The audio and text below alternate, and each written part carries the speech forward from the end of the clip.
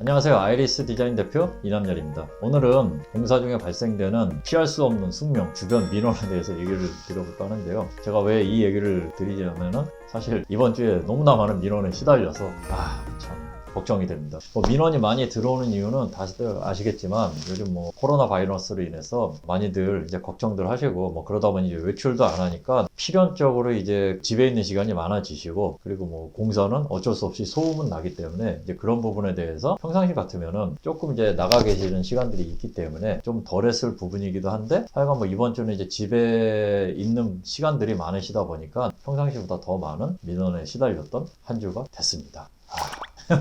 어쩔 수 없지만요. 일단 저는 하여간 이번 설 연휴 기간 때 그 바이러스가 이렇게 발생했다는 얘기를 듣고 바로 떠오른 거는 예전에 그 메르스 사태가 생각이 났습니다. 그때 이제 2015년, 제 기억에는 이제 8월쯤 됐을 때인 것 같은데요. 아마 그때가 메르스가 가장 활개를 치던 시기였던 것 같아요. 그때 제가 이제 서울에 있는 그 신당동에 있는 남산타운이라는 아파트를 공사하고 있을 때인데, 하여간 그때 이제 메르스가 제 기억에는 한 5월, 6월부터 시작해서 8월 달에 이제 가장 극심할 때였는데, 마침 공사하고 있는 바로 아래층이 이제 1살, 2살, 연년생 아기들이 있는 집이었는데, 이제 공사를 이제 쭉 진행하면서 그래도 계속 양해를 구하면서 하기는 했는데, 그럼에도 불구하고 밑에 분들도 많이 참아주고 하셨지만 샤시 시공을 할 때나 마루를 깔 때나 많은 소음이 발생을 하기 때문에, 날씨가 좋고 그러면 아기들 데리고 외출이라도 할 수 있겠지만, 그때 바이러스가 그렇게 극심할 때니 어디 나갈 수도 없고, 그리고 아시다시피 이제 애들이 낮에 낮잠을 자야지 엄마가 그 시간에 조금이라도 쉬실 수 있는데, 잘만 하면은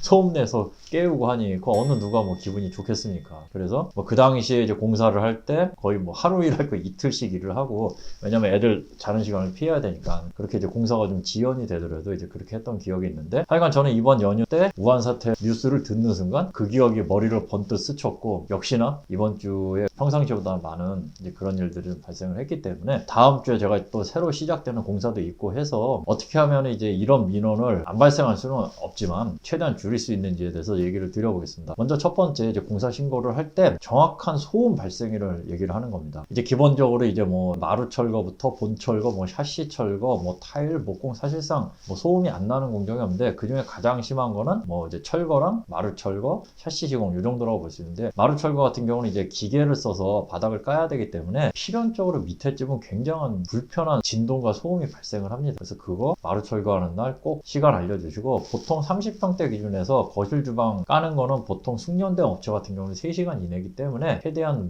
좀 아랫집이 비어있는 시간을 정확하게 인지를 하셔서 작업자를 그때 호출을 하시는 걸 추천드리고, 철거도 마찬가지로 일반적인 철거는 최대한 조심해서 할 수는 있는데, 화장실 바닥을 깐다거나 아니면 이제 확장을 할 때, 그럴 때는 사실상 어마무시한 소음이 발생하기 때문에 이때는 최대한 좀 쪼개서 몰아서 하루에 끝내는 것도 좋지만 그게 이렇게 된다는 보장은 없기 때문에, 하여간 좀 많이 소음이 나는 철거 같은 공정은 여유 있게 공정을 이틀에서 3일 정도 잡으시는 게 좀 좋을 것 같고요. 그리고 샤시도 생각보다 샤시 철거부터 시공까지 소음이 굉장히 많이 발생을 합니다. 그래서 이것도 최대한 정해진 시간, 저는 보통 한 10시부터 한 3시까지를 소음을 집중시키는 시간으로 보고 있기 때문에, 사전에 이제 작업하시는 분들과 양해를 구해서 점심시간에도 최대한 현장에서 식사를 빨리 끝마치고 무조건 이제 소음 나는 건 이제 빨리 없애는, 그렇게 좀 협의를 하고 있기 때문에 미리 그 작업자분들과 업체분들과 이런 좀 소통을 하시는 게 좀 좋을 것 같고요. 그리고 정확하게 이제 그 시간을 좀 지켜야겠죠. 근데 일이란 게 하다 보면 참 지키는 게 어렵긴 한데, 그래도 이제 밑에 주변에서 참고 지켜봐 주신 분들도 인내심의 한계라는 게 있기 때문에 적정한 수위를 넘기지 않으시는 거를 추천드립니다. 그리고 정말 아니다 싶으면은 어떻게 해서든지 해야죠. 양해를 구하해서 과일이라도 사가서 정말 좀 진심된 마음으로 좀